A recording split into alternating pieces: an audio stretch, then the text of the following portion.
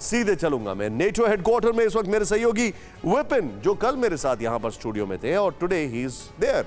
मैं सीधे चलूंगा। विपिन, मैं आपसे जानना चाहूंगा एक बहुत बड़ा सवाल, और मैं कोट करना चाहूंगा विपिन, अभी आप इस वक्त वहां पर मौजूद हैं, और बहुत बड़ा सवाल यह है कि जो मेरे पास इंफॉर्मेशन उसके मुताबिक नेटो के सेक्रेटरी जनरल स्टोल्टनबर्ग ने कहा, I have convened an extra ordinary summit on 24th and today is 22nd। आप ऑलरेडी वहां पर हैं। क्या एक्स्ट्रा ऑर्डिनरी होने वाला है इसमें? देखिए निशांत, मैं इस वक्त बेल्जियम की राजधानी ब्रसेल्स में मौजूद हूं, और ये वो जगह है जहां पर नाटो का हेडक्वार्टर है। और यूरोप दौरे पर जो बाइडेन आ रहे हैं वो सबसे पहले नाटो के हेडक्वार्टर पहुंचेंगे। न सिर्फ यहां पर नाटो के देशों की मुलाकात बातचीत होगी, बल्कि G7 के देशों के राष्ट्राध्यक्षों के साथ उनकी मुलाकात बातचीत, और इसके अलावा यूरोपियन यूनियन के नेताओं के साथ भी उनकी बातचीत है। और ये कितना महत्वपूर्ण है इसको ऐसे समझिए कि इस वक्त पूरी दुनिया की निगाहें कहां लगी हुई हैं? यूक्रेन में है, और यूक्रेन को लेकर नाटो देशों की एक बड़ी मुलाकात इस वक्त ब्रसेल्स में होने जा रही है। ये मुलाकात कितनी अहम है इसको ऐसे समझने की कोशिश करिए कि तमाम देशों के जो राष्ट्राध्यक्ष हैं वो यहां पर आ रहे हैं, और इस खतरे को भांपते हुए वो यहां पर बैठक कर रहे हैं कि यूक्रेन में जो चल रहा है ये दुनिया के लिए ठीक नहीं है। यूक्रेन को बचाना होगा, रशिया को रोकना होगा, और इसी तरह से बड़े देश अगर छोटे देशों पर जुल्म करते रहे तो फिर तमाम देश इस तरह से छोटे देशों पर अत्याचार करेंगे। और सबसे बड़ी बात जो इस पूरे मामले में सामने आ रही है वो ये है कि चाइना का क्या होगा। क्या चाइना ताइवान को लेकर जिस स्ट्रैटेजी को लेकर आगे बढ़ रहा है, उस चाइना को कैसे रोका जाएगा, उसको लेकर भी बातचीत संभव है।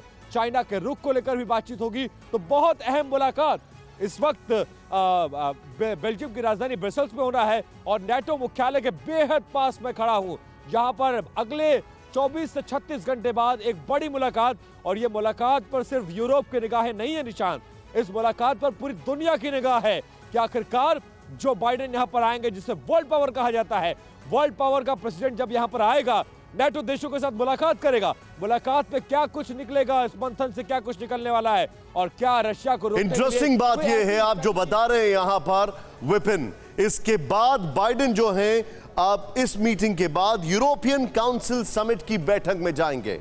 अगर मैं अपने दर्शकों को बताना चाहूंगा तो महत्वपूर्ण बात यह है कि नेटो के 30 में से 21 मेंबर यूरोपियन यूनियन के सदस्य हैं। 27 यूरोपियन यूनियन मेंबर्स में से 21 नेटो मेंबर्स भी हैं, और यह उनसे दूसरी मुलाकात होगी। मैं विपिन यहां पर आपसे एक बहुत बड़ा सवाल पूछ रहा हूं। जेन साकी, उनका यह कहना है, जेन साकी ने कहा अपनी ब्रीफिंग में, व्हाइट हाउस की प्रेस सेक्रेटरी ने कहा कि his goal, बाइडेन के लिए, his goal is to meet face to face with his European counterparts and talk about where we are at this point in the conflict. क्या Biden के face to face मुलाकात से कोई फर्क पड़ेगा, ये जानते हुए कि इससे पहले पिछले हफ्ते, अगर मैं गलत नहीं हूं, या पिछले महीने की पिछले हफ्ते की बात की जाए तो रोमानिया और पोलैंड के दौरे पर थी कमला हैरिस। बिल्कुल निशांत, और फर्क पड़ने वाला है, क्योंकि अभी आप देखिए अमेरिका में बैठकर जो बाइडेन आदेश दे रहे थे और तमाम देशों को प्रेरित कर रहे हैं कि कैसे यूक्रेन को बचाया जाए, क्योंकि मसला सिर्फ यूक्रेन का नहीं है। यूक्रेन जिस तरह से आगे बढ़ा है उसके पीछे, यूक्रेन के पीछे अमेरिका था, और अमेरिका को नाटो का साथ मिला हुआ था, और जिस तरह से अमेरिका नाटो को एक तरह से लीड करता है, तो ये संदेश देने की कोशिश। और तमाम देश आप देखिए कि यूक्रेन के संकट में कुछ लोग युद्धपोत दे रहे हैं, कुछ Mi-17 हेलीकॉप्टर्स दे रहे हैं, कोई F-16 हेलीकॉप्टर्स दे रहे हैं।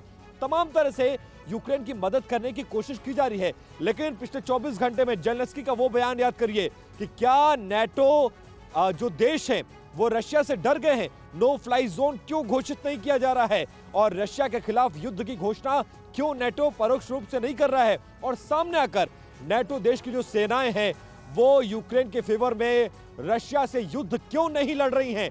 ये सबसे बड़ा सवाल है। एब्सोल्युटली विपिन, मैं अपने दर्शकों को एक और चीज बताना चाहूंगा, और आपके माध्यम से एक बहुत बड़ा सवाल यह है, द न्यूयॉर्क टाइम्स ने रिपोर्ट किया है कि ऑफिशियल्स का कहना है कि बाइडेन इस ट्रिप को यूज करना चाहते हैं नेटो और यूरोपियन अलाइज को यूनाइट करने के लिए, लेकिन यूरोपियन डिप्लोमैट्स को इस बात की चिंता है that there is nothing on the table, कोई मेजर डिसीजन टेबल पर नहीं है, इसीलिए जेन साकी कह रही हैं कि वो फेस टू फेस मिलना चाहते हैं। Well done Vipin, you are there. हम आपसे बातचीत करते रहेंगे। रिमेंबर, यूक्रेन सबसे पहले कौन पहुंचा था? TV9 भारतवर्ष। और बाइडेन से पहले ब्रसेल्स कौन पहुंचा है? TV9 भारतवर्ष। लाइन यहां से शुरू होती है। परवाह देश की, सोमवार से शुक्रवार रात 10 बजे TV9 भारतवर्ष पर।